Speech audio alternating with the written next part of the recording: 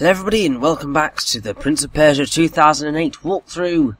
It's finally time for us to take on the Alchemist and end things with him for good, because, you know, can't let him go running around for much longer. Now I really like the platforming section to get to the Alchemist, because we're running over all of these balloons and it's just very awesome.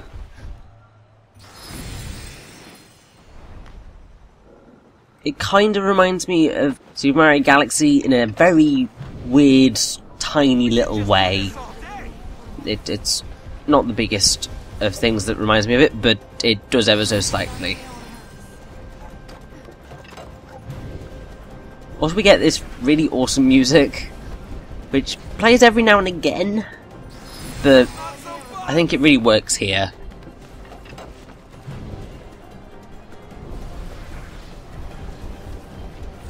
I mean, I think it may have played whilst we were in the corrupted air room in the Heaven's Stair, but I can't remember, even though I basically just did the commentary for that part, like, within the last half hour. Yeah. My memory has become rather appalling. Unfortunately. I guess it's time to find out if you really are immortal. Life is not yours to take, but I could give it to you. Hey, I'm a legend. I'll live forever anyway. Wow, that sounded better in my head than out loud. Yes, it did probably sound better in your head than out loud, and... because, yeah, that didn't sound cool. It sounded very cliché. So, here we go with our final fight with the Alchemist. He's basically the same as we've always fought him with, he just has a lot more health now, and is going to use even more of the, quick time events at us. Now, I mentioned the quick time event that is associated, not the quick time event, the achievement that is associated with the Hunter for beating the Hunter. Well, the Alchemist special achievement, basically you need to defeat the Alchemist without using the acrobatic button, which obviously makes for a rather dull battle, but you can get through it reasonably fine, to be honest. The Alchemist special and Concubine special achievements really are the easiest of the four to get. I'll detail the Concubine special when we actually get to fighting the Concubine, because that's how I roll. You're looking pretty scared for an immortal. We've got to chase him now, don't we? Of course we've got to chase him. It's how it always happens. I don't know. Maybe the fertile ground? I think it is above the Observatory, but it has been inaccessible ever since the Ura lost our powers. Not quite sure that sentence made sense, but, okay. Also, I really like this room. Every chance I get. Just all of the planets, well, planet models everywhere is just really awesome. Also, enemies within the boss fight. Exactly unlike this. The Alchemist is going all out right now.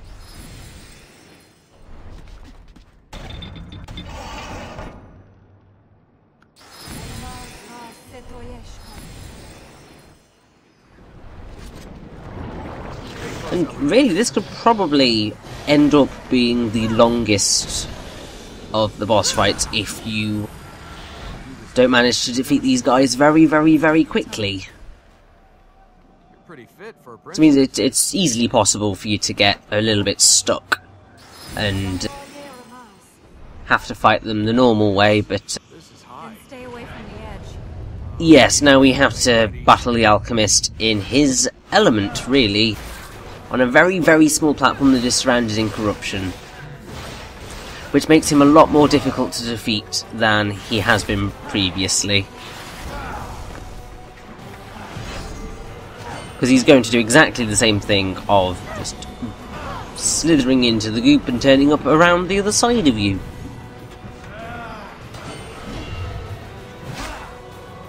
But then we're going to get a really awesome escape sequence once we've finally put the boot in. Which is going to happen very shortly if he stops bloomin' moving. And there we go. Quickly.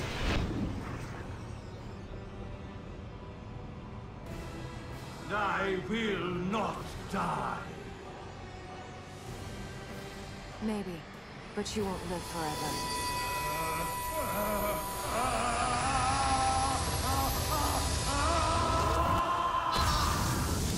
Not quite sure where the Prince and Alec disappeared to there, but, oh well?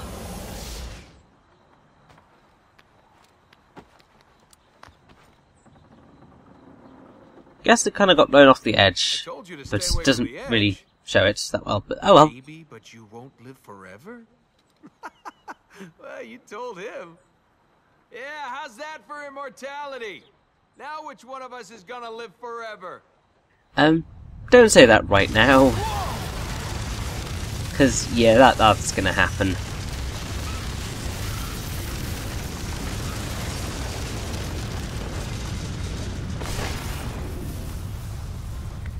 Yeah, don't tempt fate. Keep your mouth shut. Don't ever tempt fate. It's the same thing with the it's quiet, too quiet. You just don't want to tempt fate. It's a bad idea.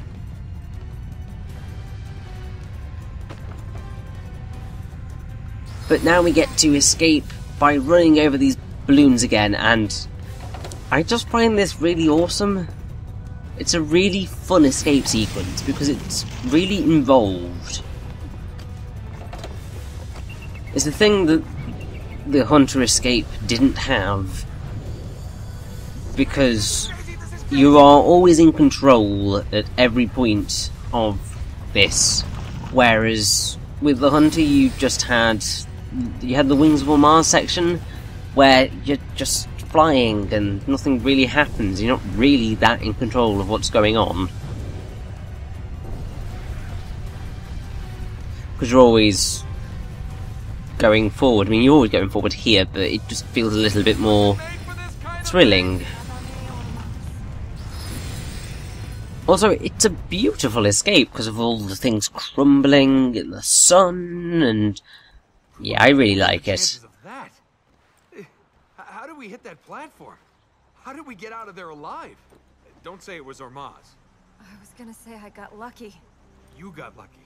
Hey, Princess, I'm the one that brings you luck. I'm the lucky one. You lost a donkey's worth of gold, fell into a celestial war, and you still want to call yourself lucky? I'm still alive. And what about the alchemist? Did we kill him? Can you see anyone surviving that? Well, if we throw the lock on Armin, then none of them are escaping. Let's put the Dark God back in jail. Well, it's kind of what we've been aiming to do since we started this journey, so, sounds good to me. I am fighting someone else's war. This is exactly what I didn't want to do with my life. And also, we have enough light seeds. So, we're going back to the temple, and we are getting our final power, and it's going to be awesome!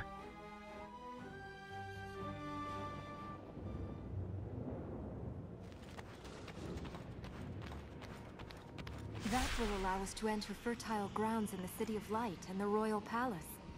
Yep, and they are our final two areas to go to, so this means that when we are there, we are going to be able to get all of the light seeds in a single swoop of each fertile ground, which is partly going to make them a little bit longer, but also means that we have less work to do after we beat our final corrupted, which is always good. In Ormazd's name.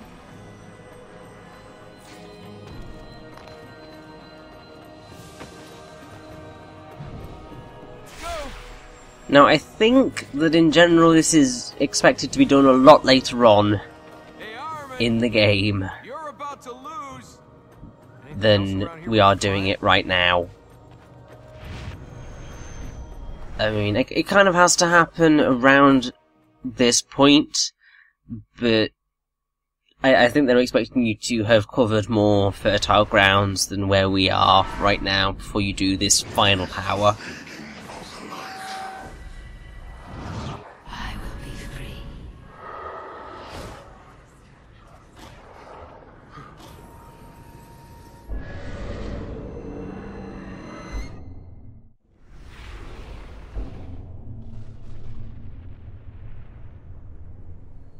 Father, no! Oh, he's back. Father, it's Ahriman. You must fight him. Oh dear. So we have to do battle with the king once more. This time he's a lot more violent and a lot more difficult, really. I mean, I think it's because he's a lot more violent that he has increased in difficulty. But also, thankfully, Elika does fight with us, because obviously in the first fight she didn't, which really hampers your ability to progress in the fights smoothly. Oh, and now you actually get to see what happens when you fail one of those quick time events and your enemy gets health back. I mean, it works. It makes you know that you've got to try and get those quick time events. Otherwise, the fights are going to last a very, very, very long time.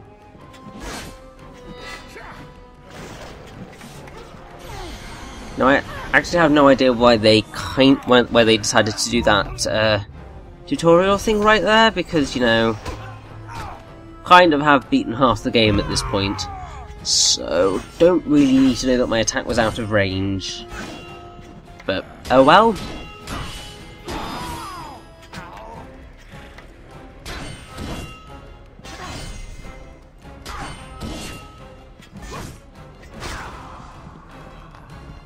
Now, if you're wondering why I'm not mentioning about the King's voice actor just yet, I am going to go into it, but not right now, because we've still got a reasonable amount of game left, and seeing as there's not a whole lot else to talk about, I kind of want to save that little tidbit for another day. Your father will recover. You don't believe that? No, I don't.